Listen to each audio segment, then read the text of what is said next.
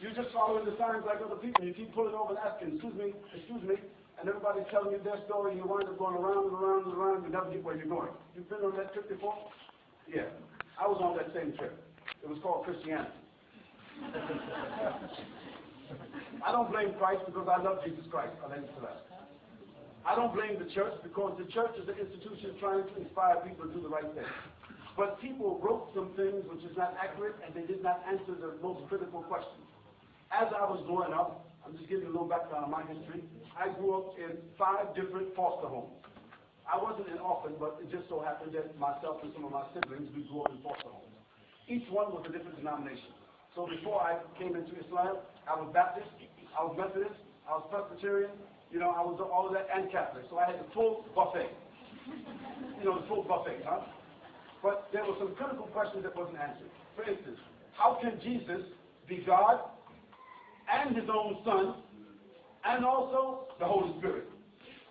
And how is God in 3 persons, but he's not 3 gods? I used to ask that question, but people used to tell me, son, keep quiet. It's a mystery. Just believe. You heard that before, right? No, it's not a mystery, and we're not supposed to believe in mysteries or ghosts.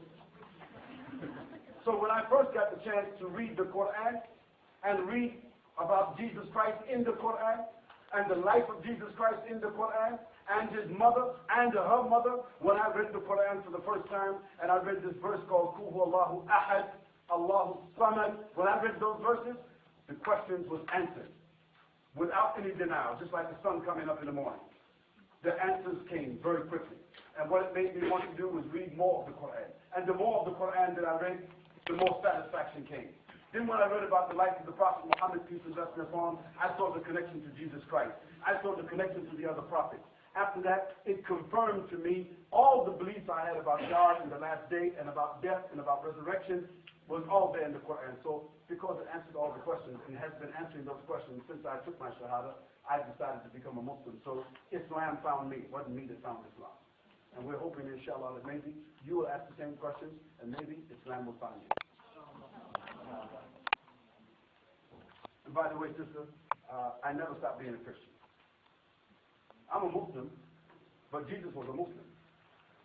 That means he submitted himself to God. That's what Muslim means.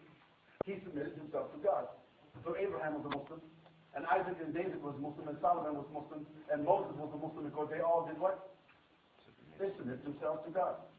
So I'm loving Jesus Christ as I loved Jesus Christ before and love him more because I got more correct information about Jesus Christ. But I know Jesus Christ is not God, and God is not Jesus Christ. God is the creator, and he's not the creation. You agree? Of course. See? So on the basis of that, I challenge any Christian to compete with my love for Jesus Christ. So, in that respect, when people say, why did you stop being a Christian? I say, who told you that? No, I'm still a Christian if Christian means loving Christ.